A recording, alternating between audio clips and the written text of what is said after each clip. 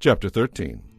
Again the Israelites did what was evil in the Lord's sight, so the Lord handed them over to the Philistines, who kept them in subjection for 40 years. In those days, a man named Manoah from the tribe of Dan lived in the town of Zorah. His wife was unable to become pregnant, and they had no children. The angel of the Lord appeared to Manoah's wife and said, "Even though you have been unable to have children, you will soon become pregnant and give birth to a son. You must not drink wine or any other alcoholic drink or eat any forbidden food. You will become pregnant and give birth to a son, and his hair must never be cut, for he will be dedicated to God as a Nazirite from birth. He will rescue Israel from the Philistines."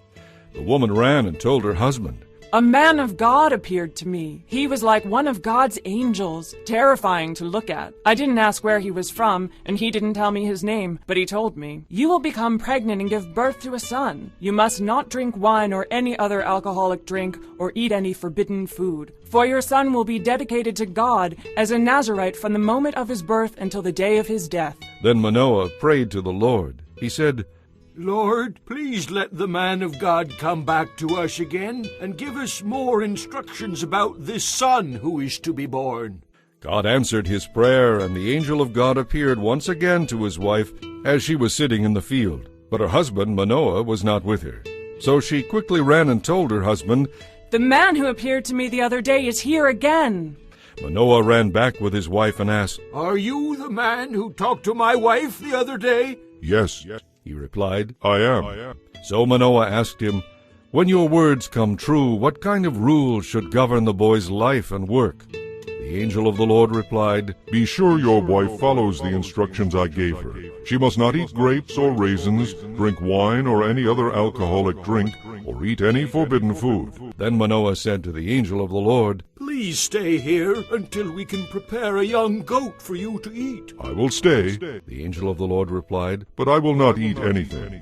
However, you may prepare a burnt offering as a sacrifice to the Lord." Manoah didn't realize it was the angel of the Lord.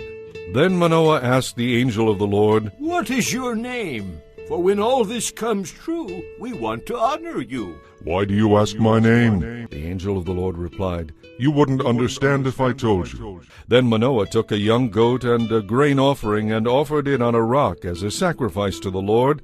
And as Manoah and his wife watched, the Lord did an amazing thing.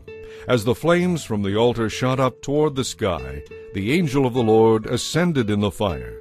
When Manoah and his wife saw this, they fell with their faces to the ground. The angel did not appear again to Manoah and his wife. Manoah finally realized it was the angel of the Lord, and he said to his wife, "We will die, for we have seen God."